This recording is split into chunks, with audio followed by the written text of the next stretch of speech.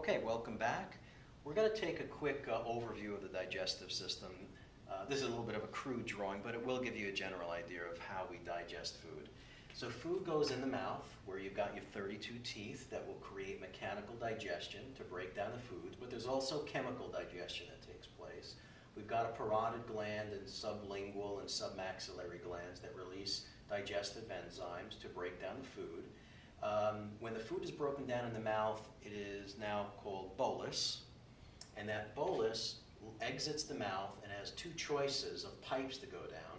It can either go down the trachea, which we don't want to happen, or it can go down the esophagus, which is the right path.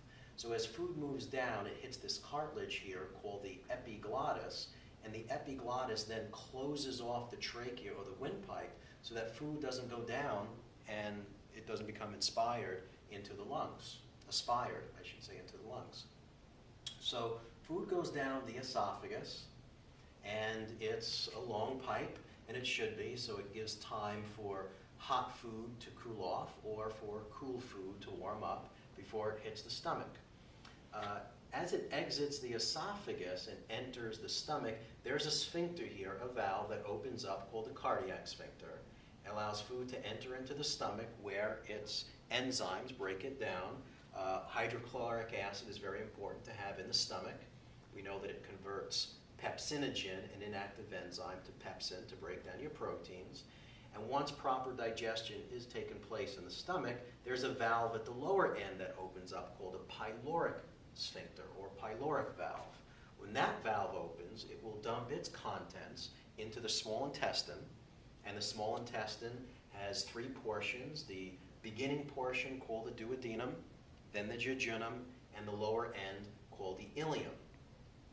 So here's where the ileum meets the large intestine, and the beginning portion of the colon is called the cecum.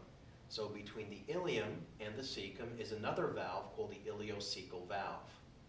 And in the small intestine is where the majority of your micronutrient or absorption takes place. So your food is going to be absorbed from your small intestine primarily into blood supply. Your large intestine is designed to reabsorb most of the water content to create your bowel and the feces for elimination. So we have a ascending colon, a transverse colon, a descending colon, a sigmoid colon, a rectum, and anus. At the cecum, you'll see that cecum means blind pouch.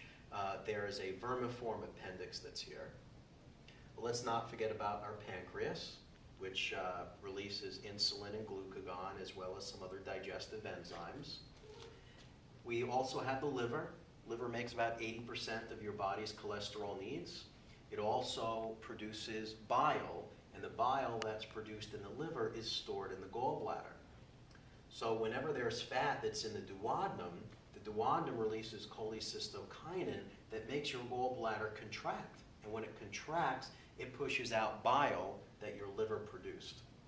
So in order for the bile to go from the gallbladder to the intestines, it has to go through the cystic duct. The liver has a duct called the common hepatic duct, and where they both come in together, we refer to it as the common bile duct. So even if someone has the gallbladder removed, that individual can still release bile from the common hepatic duct into the common bile duct. Okay? So now that we've done a general overview, let's go and take a look at the torso, where we can see the mouth and the teeth. We've already gone over the 32 teeth. If we turn this around, we can see the mouth. Here's the oropharynx. Here's the tongue. Here is the sublingual glands. And as the bolus moves down through the mouth, here are the two choices. There's a detour in the road. It can either go down the windpipe, the trachea, or it can go down the esophagus. So this cartilage right here, called the epiglottis, as food moves down, this epiglottis closes off the windpipe, and food is directed down the esophagus. So here's the esophagus continued down from the mouth. We can see the esophagus. Here is the esophagus. Here's your diaphragm, goes through the diaphragm. Here's your liver. I will remove this just for the moment. so that the contents of food is now going down the esophagus into the stomach. This is the fundus of the stomach.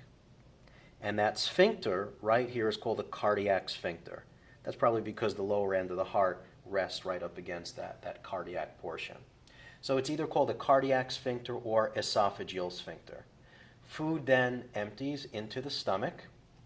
And if I take the stomach and we open it up, you can see on the outside it's got 3 layers of muscles that run in different directions, because the stomach not only does chemical digestion, because the direction of these fibers run in 3 different ways, it can churn and actually act as a second mouth to break down the foods mechanically as well. And if we look at the inside, you can see all those roughened borders called rugae of the mucosa.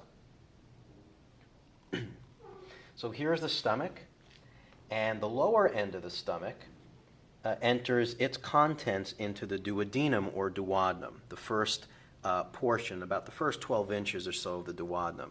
And there's a sphincter here that allows the food in the stomach to dump its contents into the duodenum, called the pyloric sphincter. If I remove the stomach, we can see the pancreas, along with the duct, the pancreatic duct. I'm going to show the liver again. So here's the liver, and if we turn this around, we can see the gallbladder. And I went over on the board how we had the cystic duct, and then we had the hepatic duct, and then there's the common bile duct, where they both come in together.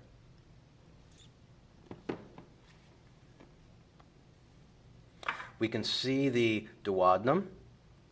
You can see how the pancreatic duct can release its contents, its digestive enzymes, right into the duodenum there.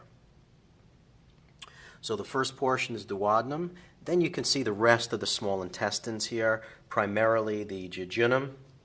And the lower end of it is called the ileum. So if I remove this, we can see that the ileum comes into contact with this portion of the large intestine, also known as the colon.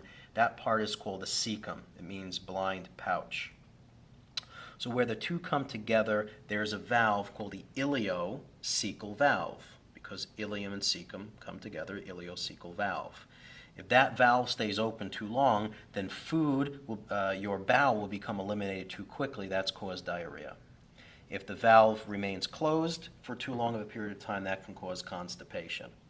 And we can see here this little vermiform plexus. Verm comes from the word worm, so it's the vermiform plexus.